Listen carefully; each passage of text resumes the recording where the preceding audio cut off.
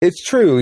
I think you're right that people really see our gains in the disability rights movement as like, we achieved it. We did it. We got the ADA passed, and it was bipartisan, and now disabled people can get around the world. And like, it's actually just not true at all.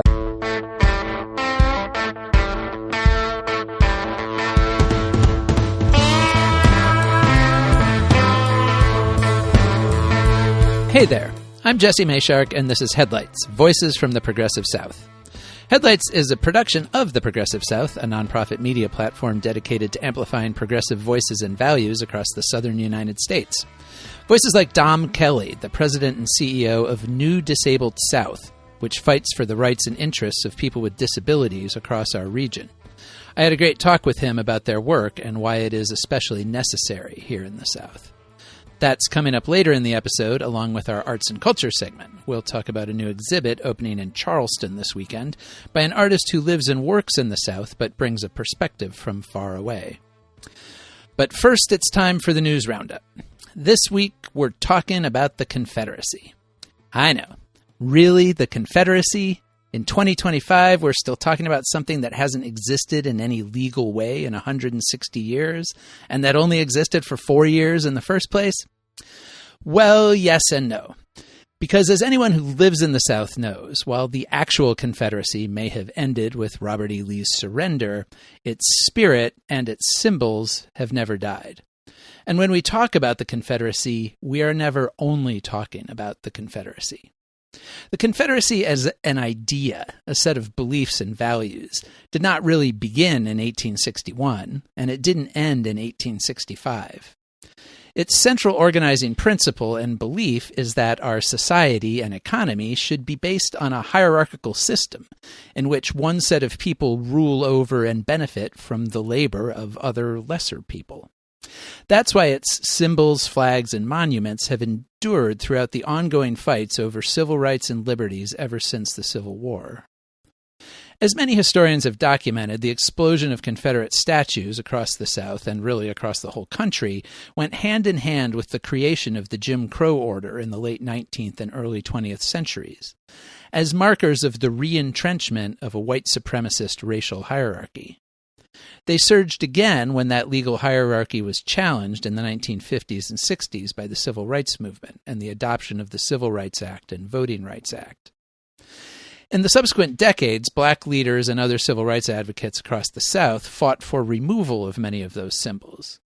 Those efforts gained urgency after the massacre at a black church in North Charleston, South Carolina, by a white supremacist in 2015.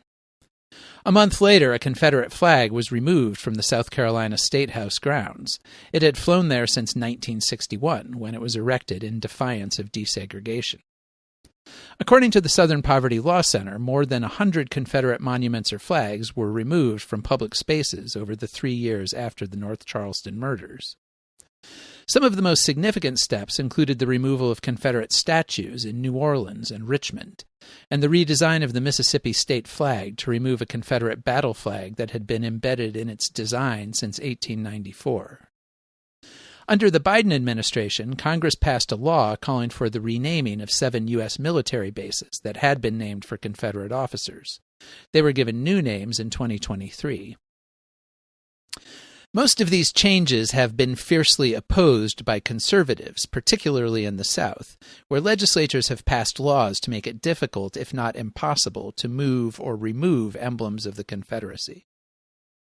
And now with the second Trump administration's focus on rolling back diversity efforts and civil rights protections nationwide, the momentum that came from the 2015 church shooting has clearly run its course.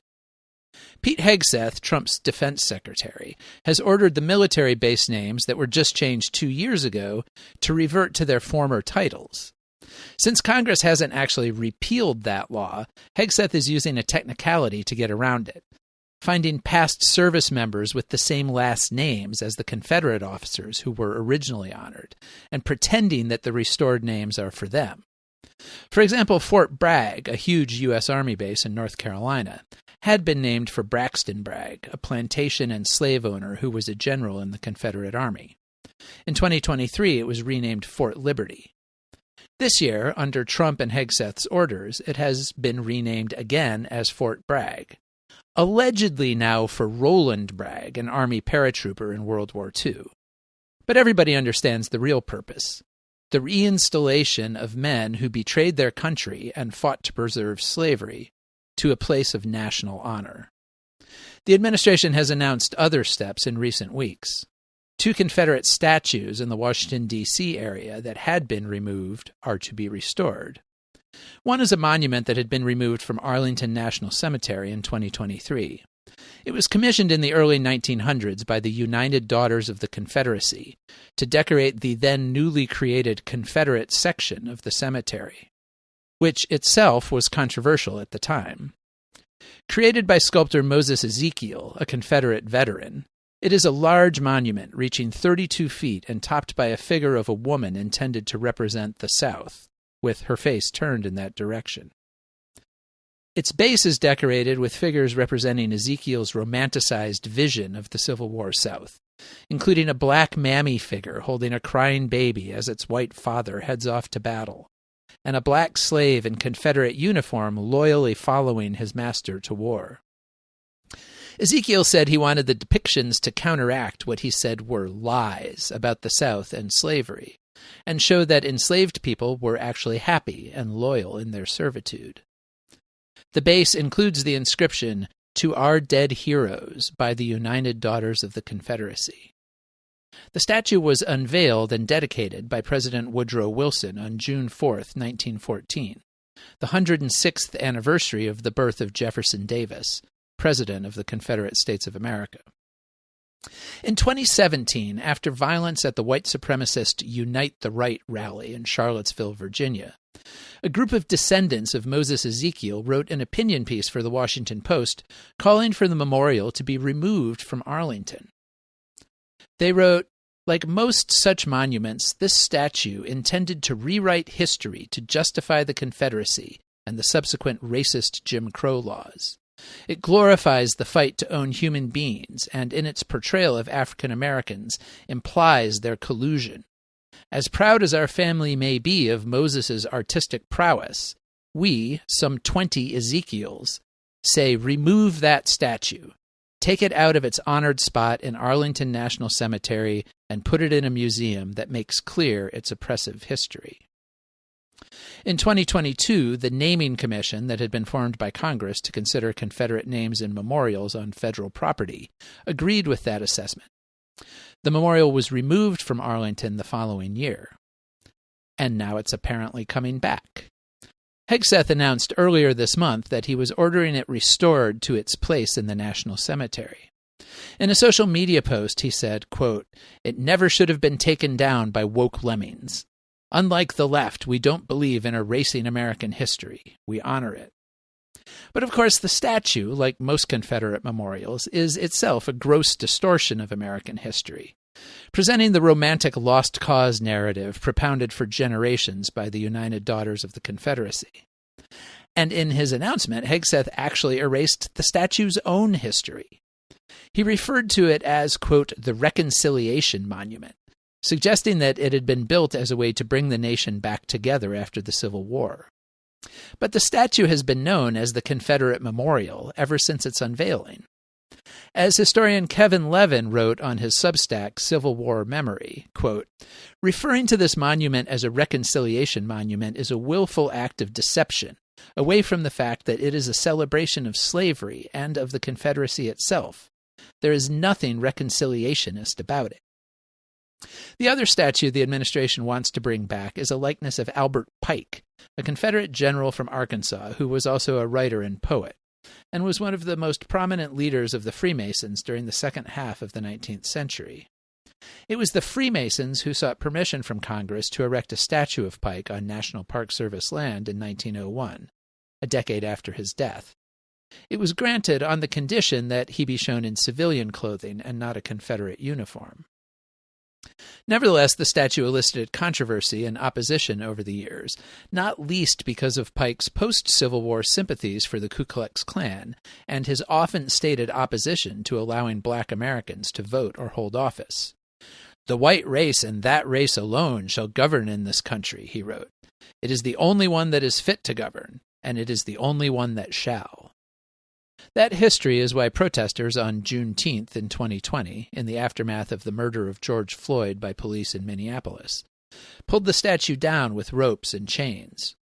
Trump, who of course was president at the time, decried the removal, calling it, quote, "a disgrace to our country." Now it, too, is to be placed back on its pedestal. And it's not only the Trump administration looking to roll back some of the Confederate removals of recent years. In 2020, at the height of the Black Lives Matter movement, the school board in Midland, Texas, voted to change the name of its high school from Robert E. Lee High to Legacy High. Last week, in a 4-3 vote, the board voted to change it back to Lee High. One of the board members who voted in favor of restoring the name, Matt Fries, said removing the name of the Confederate commander had been an attack on, quote, "the country's heritage."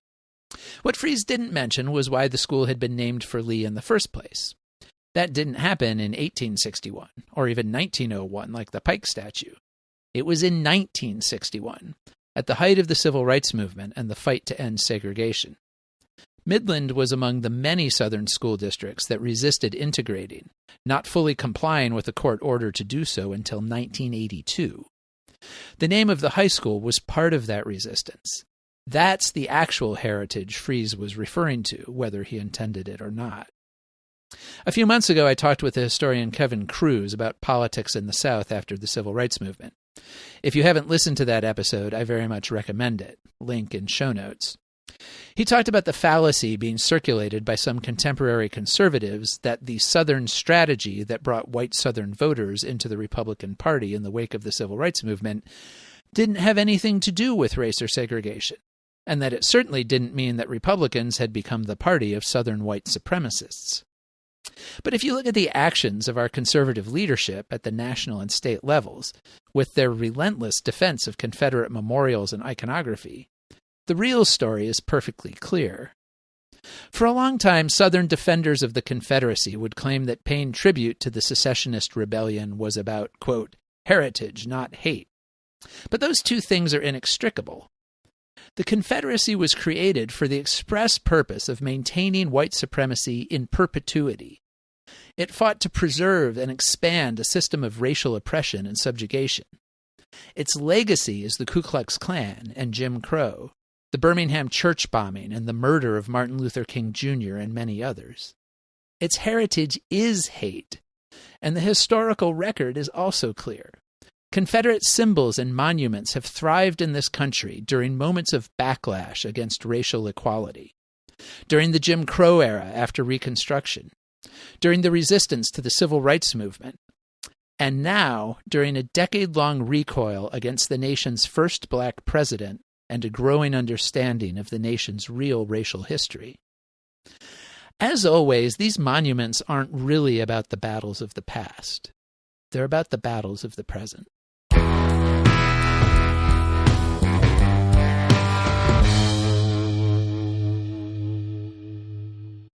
Okay, now we're to my interview with Dom Kelly.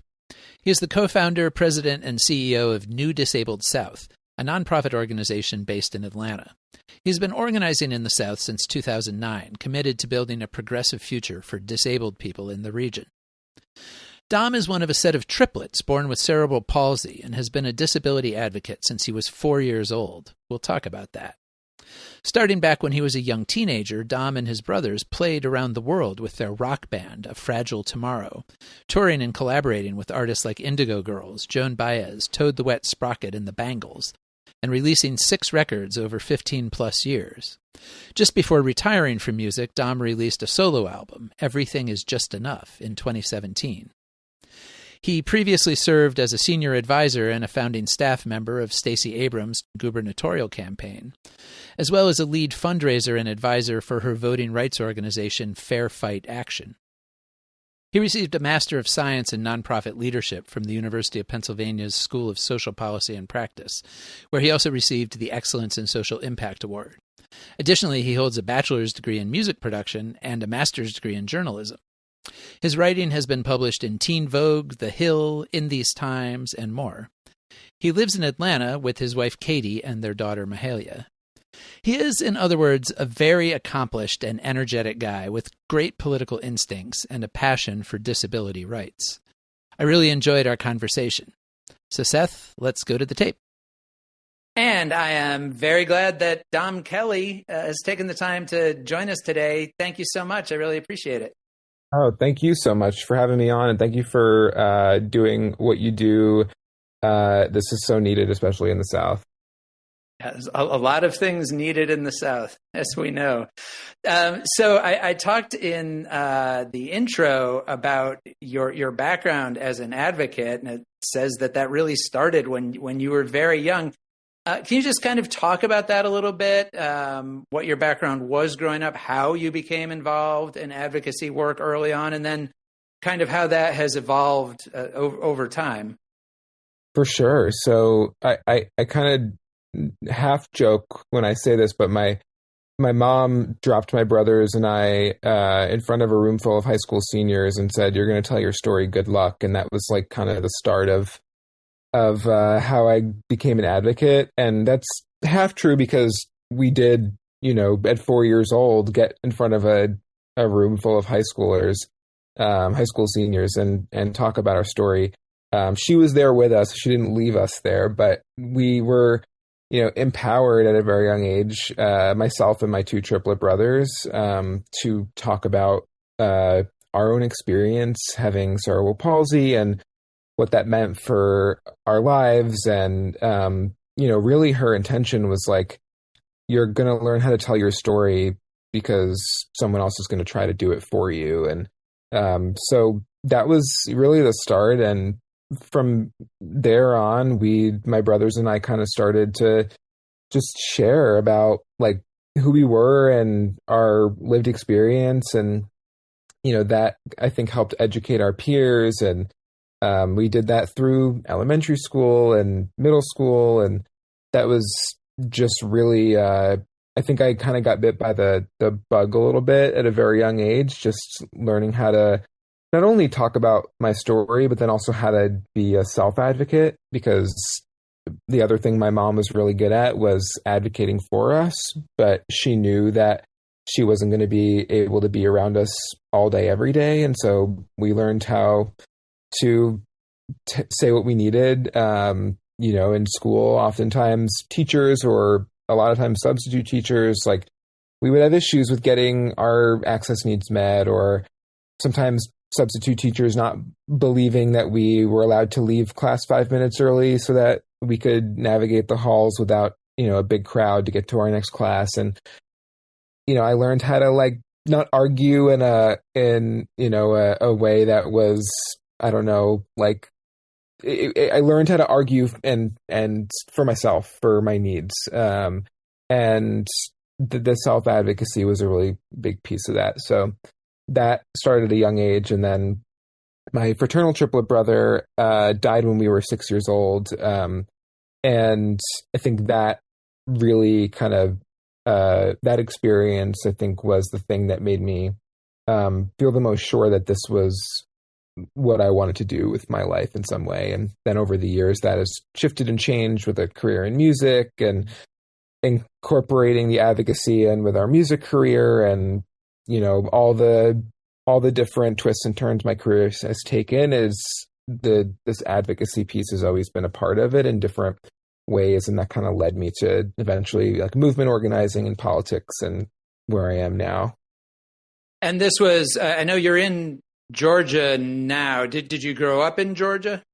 I grew up an hour north of New York City until I was a teenager, and then my identical brother and I have a little brother who's 3 years younger. The three of us had a band together, and so we convinced my parents to homeschool us so we could tour after middle school, and they said yes, and then we moved south. So we were in Charleston, South Carolina for a long time, and that was getting to know the guys in Hootie and the Blowfish, and they kind of were the first ones to really encourage us to come south, and met a bunch of our music peers in the South. And we were, very weird kids who were like 10 years old and could tell you like all about the Athens, Georgia music scene, like no one else in our town in upstate New York like knew, they knew REM maybe, but not the, wider Athens scene or like the, Triangle, North Carolina music scene and, Let's Active and the DBs. Like we were like weird kids. So we always wanted to like be down south and be a part of those scenes. And that was like why we kind of made our way down south as teenagers. And then we've just been here ever since. Right. So music was really the kind of draw that brought you south. Oh, yeah. Yeah. And it was, when we started touring, we went from like playing shows in the tri-state area to then touring in the South almost exclusively. And it was, not just because our heroes were in the South and then our peers were in the South, but also we just came down here and saw that there was like it was just a different culture, different environment. And we wanted to be a part of it. As a family, we fell in love with the South, and, as a band, it just felt like the right place for our music and what we wanted to do with our career at the time. So then for you, that also turned into activism and advocacy in the South and in Georgia in particular. And you had this experience working on Stacey Abrams' gubernatorial campaign and then with her voting rights organization. Can you talk about that a little bit? How did you get into that work? And then what did you learn there that you are now taking with you into the work you're doing now? Yeah, I think I got into the work. I had been organizing in, different, movement spaces with different organizations when I was in Charleston and Savannah and then in Atlanta. And I kind of like always credit Indigo Girls and Joan Baez for like the reason I got into politics, because, I was touring with them, recording, and, they integrate politics so seamlessly into their music and in their careers. And so they were kind of the reason why I got into organizing. And then from there, really, like I was actually working as a managing editor for an online news site for a while, and politics adjacent, and really feeling like I wanted to be on the other side of that, and found myself like knowing about Stacey's work, really like understanding what she was doing and her vision for Georgia and the country, and really kind of had my sights set on like how can I do that work with her, and wound up getting a job at her voting rights organization, which at the time was new, and that just led to joining her team as a fundraiser, to like building a portfolio of work there at Fair Fight that was focused on disability rights and like the impact of, anti-voting legislation on disabled people, and doing some coalition building and working across teams to improve accessibility of all our programs. And then that led to Stacey, when she decided to run for governor again, having me and a few other people build her campaign, and we left Fair Fight, and then we built the campaign and started on that journey. And that was an incredible experience, building a $100 million gubernatorial race, and going across the state and meeting voters, and really focusing on building a campaign that, as Stacey does, is focused on communities that typically candidates don't usually talk to, kind of like the Obama organizing approach that, won him the presidency in 2008, but like doing that in Georgia at scale, which is what Stacey built for a decade.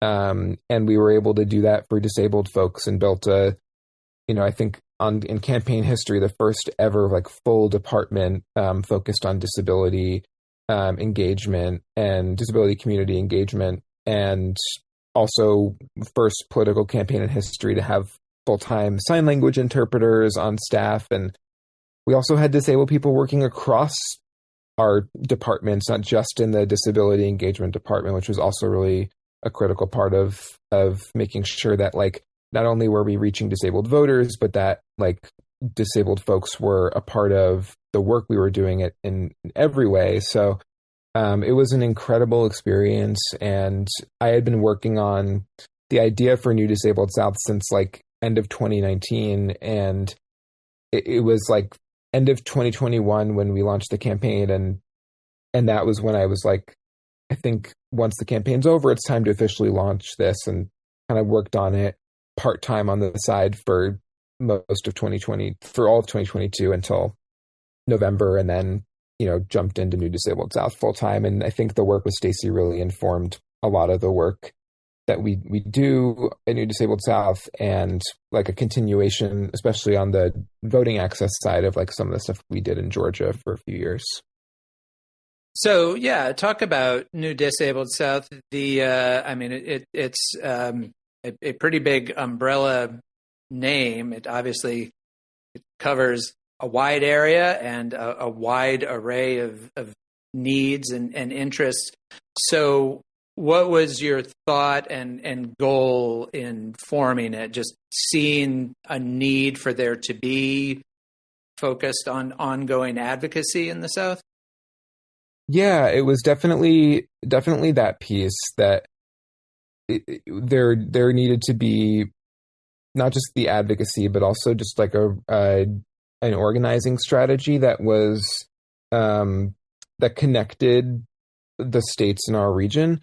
Understanding that like so many of the issues that we face here in Georgia, y'all face in Tennessee, like we have in states across the South, and there is such a through line between all of those issues and like the reason why those issues exist, the consolidation of power in each of our states, and, you know, just understanding that if in order for us to see progress in the South, we needed to break out of silos as a disability like rights and justice ecosystem, that, you know, our state level groups needed to be working with each other across the South on strategy, on gathering resources and building a base. And so that was really, it was like, we need to expand that. We need to break folks out of our silos. And then it was just a need for us to take this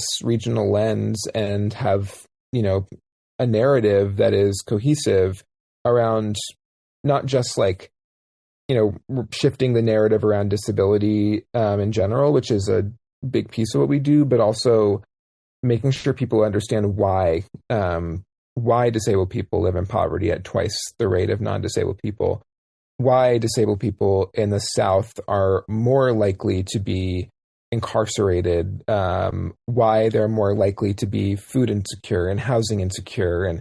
And the why really, like I said, comes down to policy choices. It comes down to consolidation of power. It comes down to systemic ableism and racism, legacy of Jim Crow and eugenics and slavery here in the South. And so that's a big piece of what we do, is like that political education, so that folks can be mobilized, can be educated and then mobilized across our region, because we need to build a base here of politicized disabled people in order to like build power. You know, I would say expand our power, but unfortunately, disabled people don't have a lot of power. And so in the South particularly, but even across the country. And so we need to really build power in a way that's just different from like, and the legislative advocacy is critical, of course, but like it needs to be beyond legislative. It needs to really be like a movement building, systems building, you know, beyond Congress, beyond our state houses. And so that's a bit of how we're approaching it. So yeah, from the big picture standpoint, I'm curious, you know, obviously we had the ADA passed going on 35 years ago. And I think, as with a lot of our major civil rights legislation, there might be a tendency for people who aren't or don't feel themselves to be directly impacted to kind of have a sense of, well, we solved these problems, right? I see, ramps for wheelchairs everywhere, and there's bathrooms and so forth. What is the sort of the state of the nation, I guess, as far as the status of disability rights in your view? And then more particularly, what are the ways in which those are maybe specific in the South? Yeah. So you reminded me of something that Judy Heumann said. Judy Heumann was one of the leaders of the disability rights movement. And she said, I'm tired of having to be thankful for accessible toilets. And it's true. I think you're right that people really see our gains in the disability rights movement as like, we achieved it. We did it. We got the ADA passed, and it was bipartisan, and now disabled people can get around the world. And like, it's actually just not true at all. I mean, we can get around in the world a little bit easier than we could before 1990. But the ADA does not come with a, for lack of a better term, like police force that enforces the ADA, right? Like, so we still have to figure out if someone violates the ADA, how do we actually make sure that they improve? Like, we have to find a lawyer, we have to have the resources to sue, or we file a complaint with the Department of Justice or whoever we have to go to, whatever agency, federal, state, whatever it is, and then they have to go through a process. And it's like, and then part of the burden there is like, how do you educate people, right? Like, there's compliance, legal compliance, but access goes beyond legal compliance. And so, yeah, a ramp is great. But if your building is so small, my wheelchair can't fit in it, well, like, that's not really accessible. It's even more than that. So I think, that's one piece, is the accessibility, right? And like that's an important piece, but the ADA doesn't stop Black disabled folks from being incarcerated and making up 2/3 of our state and federal prison population. Like, the ADA doesn't, make sure that disabled folks can have access to accessible, affordable housing, or access to transportation in rural parts of our country, especially in the South, where in a state like Georgia, we've got 9 counties that don't have a single doctor.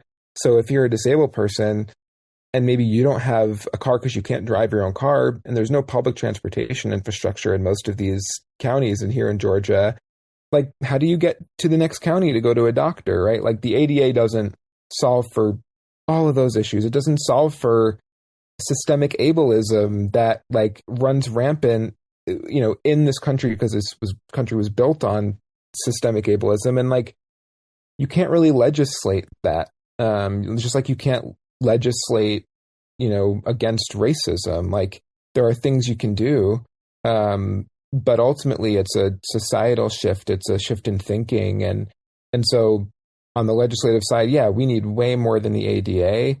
But also, like, beyond that, we need like to shift hearts and minds. We need like people to understand that disabled people are human. Disability is a human experience, and that takes like really deep organizing. That takes investment from funders, and ideally, it takes government partnership, right, to like help do that. If the government was bought in, beyond just like simply passing a bill that provides access. So in an ideal world, that's what we would be doing with the like increasing access for people in this country. But it's so much more than the ADA, and it's so much more than the systems we have in this country are built to be able to do. And what about the South in particular? Are the needs greater in the South? And if so, why? And what form does that take? They are. And there's a few reasons. One is the South has 1/3 of all disabled people in the entire country. So we have the most disabled folks, the majority of whom are Black and this is like, of course, the reality that we have the most disabled people means that like there are way more issues that the South has to try to solve here than any other region in the country.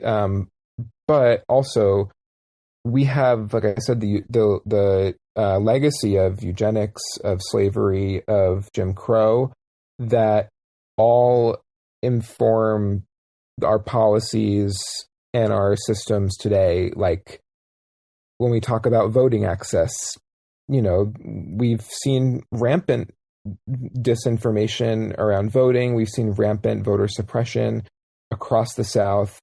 The architects of this voter suppression are fueled by racism, and as well, ableism, maybe less directly, but indirectly, if you're targeting Black folks in a rural county, making it harder for them to vote, more than likely the folks who are going to have the hardest time voting are like Black disabled people, Black people who are aging and need mobility aids, right? Like who can't stand in long lines for hours on end and may not be able to, use any other machine than an accessible voting machine. And all of a sudden, there are no accessible voting machines because they're broken, or, the voter suppression is sometimes not, it is sometimes weaponized incompetence in a way as well. So like, that's just one example, but there's the realities that our states in the South have some of the highest poverty rates in the country. And like,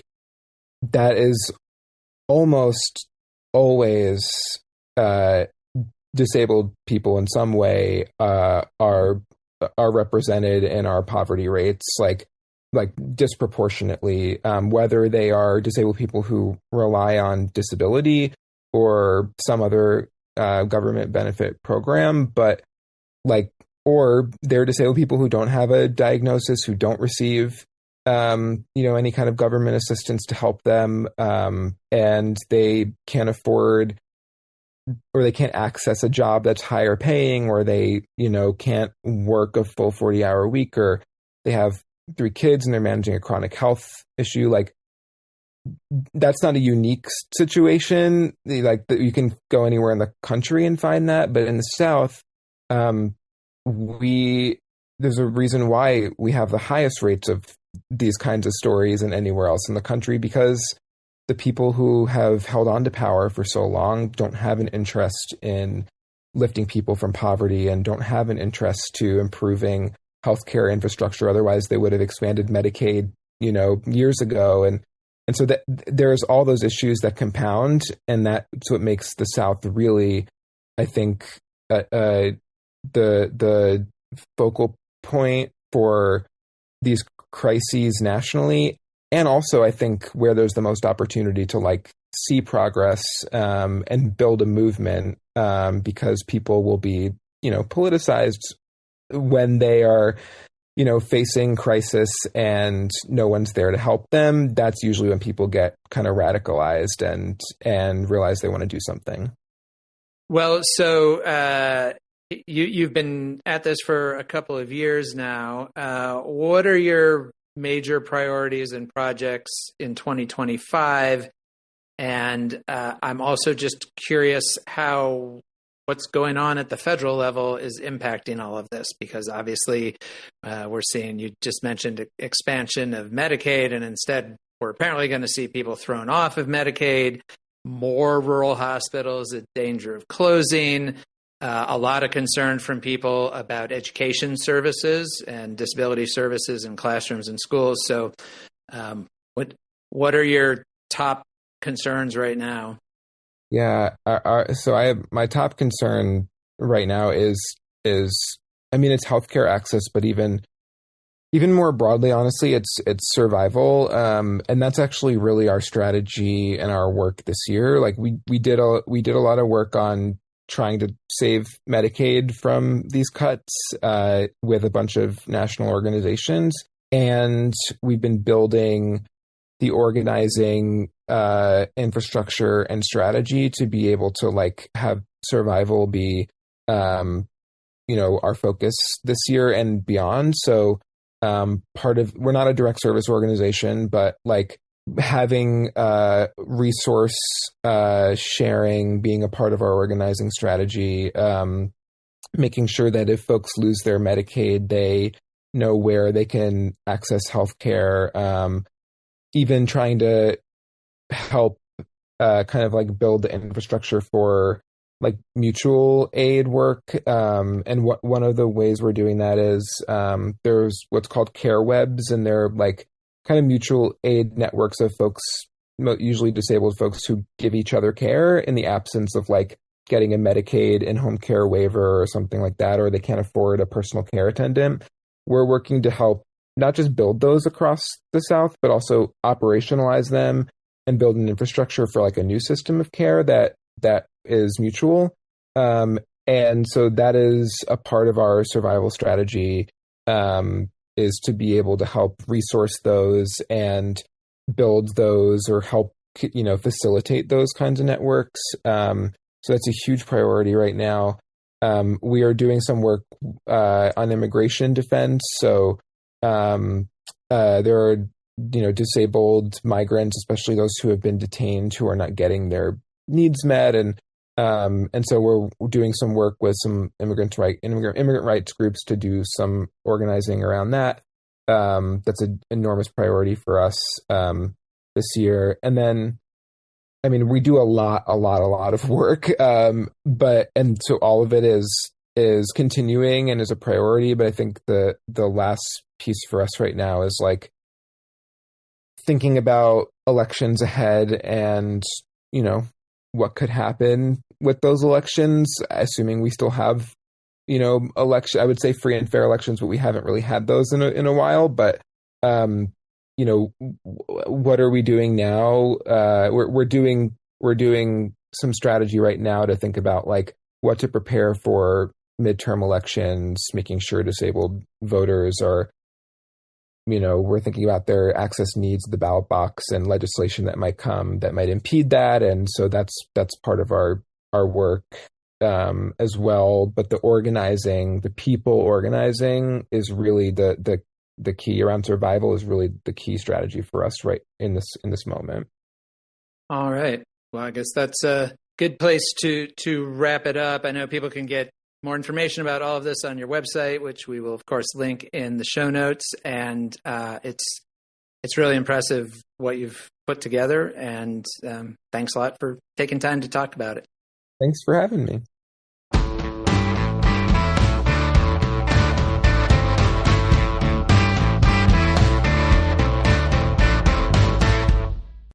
Raheleh Filsoofi was born in Iran and has lived in the United States since 2001. By her own account, she was an undocumented immigrant during her first years living here until she managed to secure legal status. Now she is a widely acclaimed artist with a particular affinity for the South. She is an assistant professor in the Department of Art at Vanderbilt University in Nashville.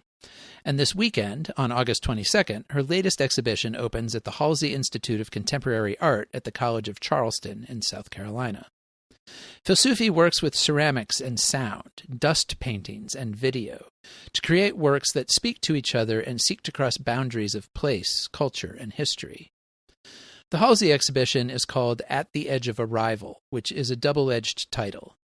It refers both to her own arrival as an immigrant in the United States and the arrival of enslaved Africans at the port of Charleston during the long years of the slave trade. Filsoofi describes herself as an itinerant artist, and she has lived in 9 different states across the southern U.S. As the exhibition notes on the Halsey website put it, quote, Filsoofi's experience informs her exploration of geography, not only as a physical landscape, but as a layered archive of labor, displacement, and survival.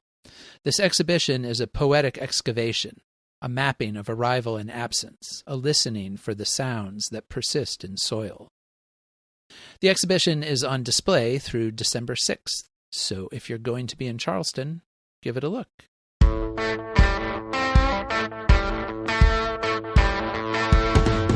And that wraps us up for this week. Remember, the Progressive South is a nonprofit media outlet, and you can find information about contributing to our efforts on our website, theprogressivesouth.org. If you do feel moved to make a donation, first of all, thank you. And second, make sure you make a note in the comments accompanying it that it is for the Progressive South. Thanks to our friends in Bark for our theme music, and to Lord Seth the Libertarian for his production work at Barbarian Productions. And thanks to you for listening. Remember, you can call and say hey from wherever you are. Just leave us a message at 865-214-7764. That's 865-214-PROG. Tell us your first name, where you're calling from, and take up to a minute to let us know what's going on where you are. You can also write me at jmayshark@theprogressivesouth.org. We'll talk to you soon.